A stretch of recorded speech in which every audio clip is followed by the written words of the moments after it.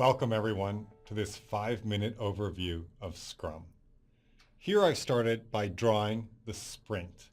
The sprint is a time box of no more than a month. It's typically 1, 2, or 4 weeks. The sprint starts with an event called sprint planning. During that sprint planning event, the team creates a sprint backlog, which identifies which items of the product backlog it is going to complete during the sprint, and it contains a little plan for creating and finishing those items. Then every single day during the sprint, the team holds what is called a daily scrum.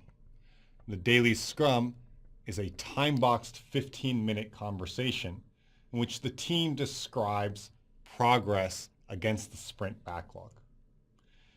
The daily scrum occurs every day until the end of the sprint, which ends with 2 events, the sprint review and the sprint retrospective.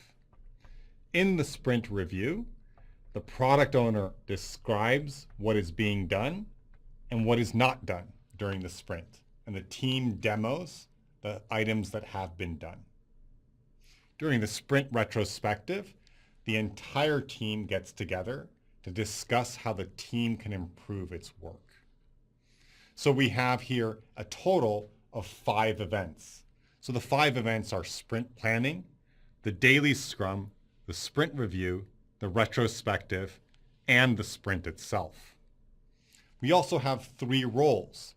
The 3 roles are product owner, and the product owner is accountable for the product backlog.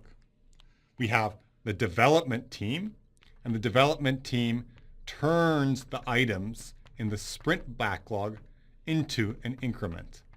An increment is work that is done, and that increment must be usable whether or not the product owner decides to release it.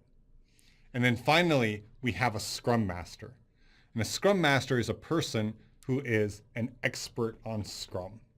And that person coaches the product owner, the development team, and the organization at large on Scrum.